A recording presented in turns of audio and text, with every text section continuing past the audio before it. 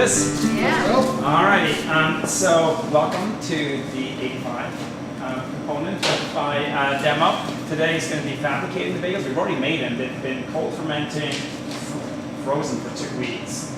Yesterday I came in, pulled them out of the freezer, put them in the fridge. Today I came in about 3 hours ago and I looked at it and I felt that they needed a little bit more fermentation time. So what I did is I rolled the whole rack out, left them out for now, put them back into the fridge. So every bagel has been handled from the mixing process to the cold fermentation the same way. So any flavor variants that we get should really be relevant to what? The recipe. The dough, the recipes, and the recipes really made up of what? Plus or minus ingredients. Plus or minus ingredients, what are those ingredients? Let's see if we can list them. Sour.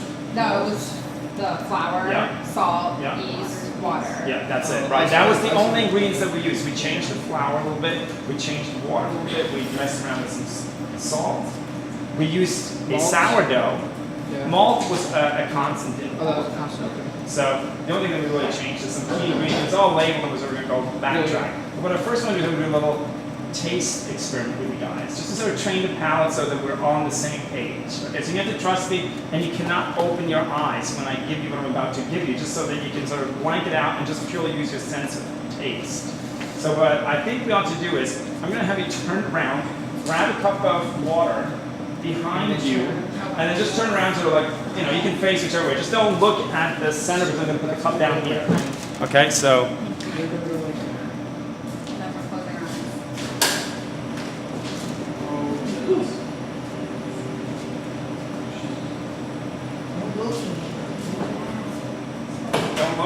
Don't look.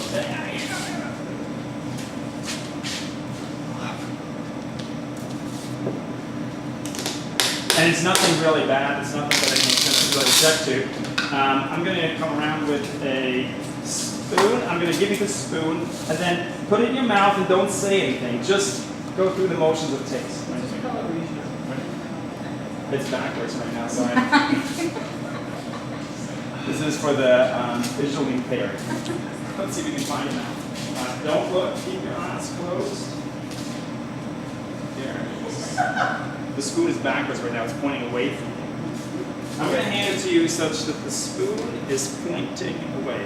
I need one hand. I can feed you, but it's a little awkward. We can do that after class. But it's going to be pointing away from you. There you can go. Yeah, you can try right away. Just don't say anything. It's pointing away from you. It's pointing away from you. Yeah. There you go. Got it. Alright, don't say anything yet, don't say anything. Just everyone's tasted, right? Hold on.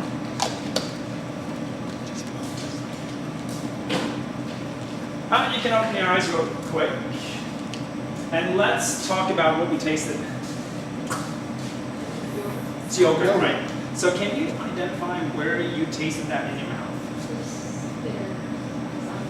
So there's sourness to it, right? There's acidity to it. Do you know what kind of bacteria that we call that which we have in the yogurt? It's probiotic, yes, but we're not going to go there. We're going to look at it more in a fermentative kind of a situation. Do you guys know what kind of flavor profile? Some of you baking and pastry students should remember this potentially. There are 2 organic acids that are available to fermentation. And acetic. So which one would that one maybe be?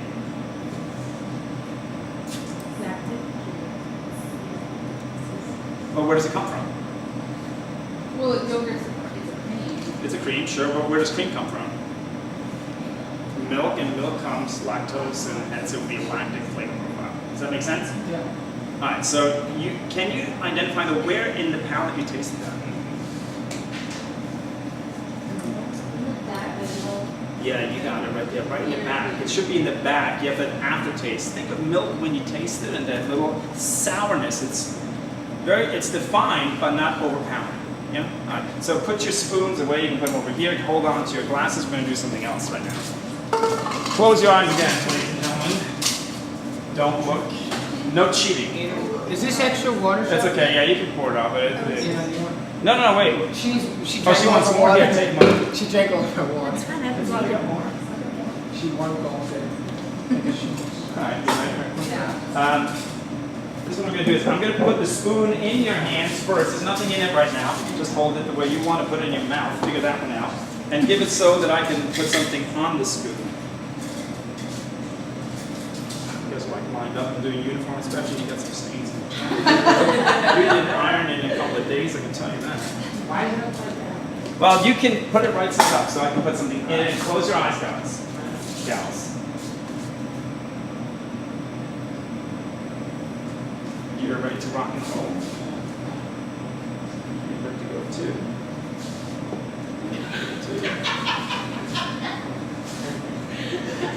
You're ready to go too.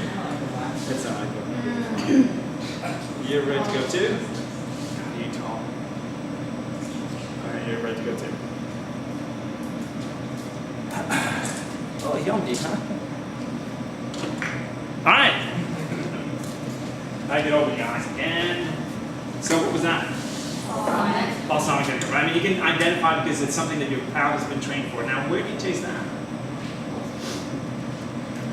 The sides. Sides to the. To the front.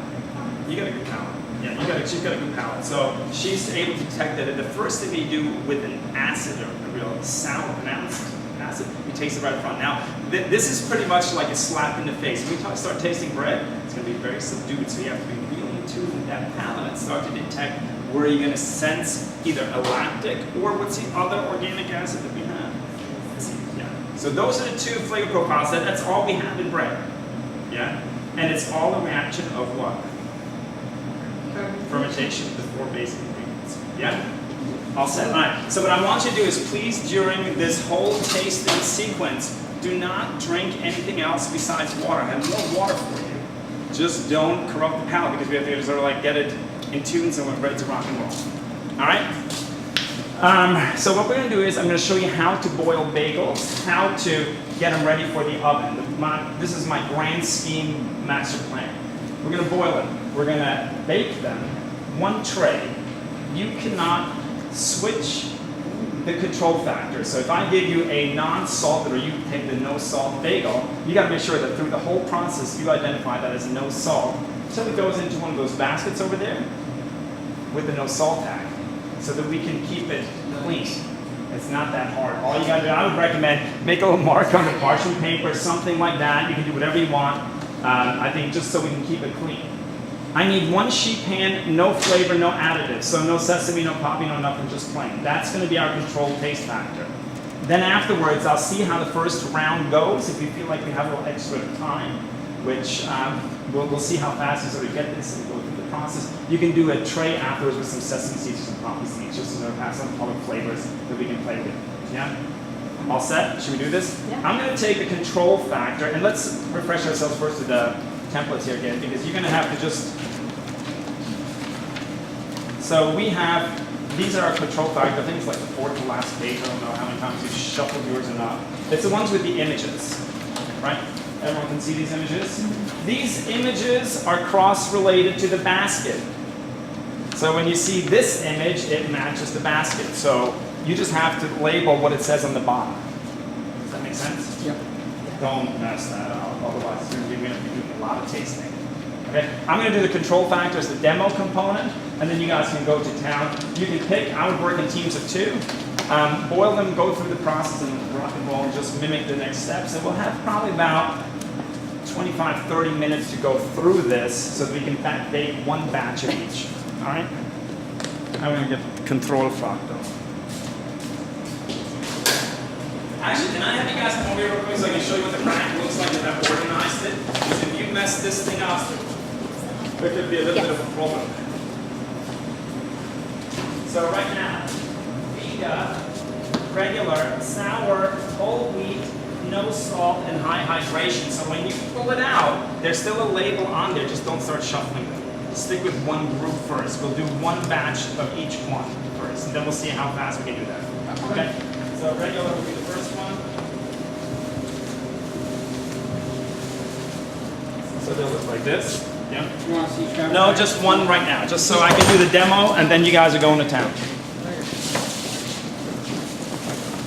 And what we could maybe do is take your notes for a second, either hold them or put them over there because I don't want to get them full of water. Since I will collect these at the end of the day as part of your assessment component. Yeah.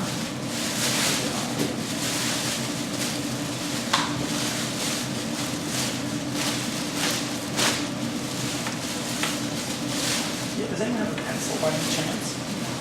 There's a Sharpie and I got a Pencil is Pencil's better right because it here. writes much better on here. So, what I would recommend is, go. I got it. Right? Just mark it right on there so we know what's going on. You want to make sure that the water is constantly boiling. You see that funky filth on top? That is a little bit dirty. You've got to get rid of that funk on there. So what I do is I just skim the top off. It's usually easier if you have a little smaller sieve.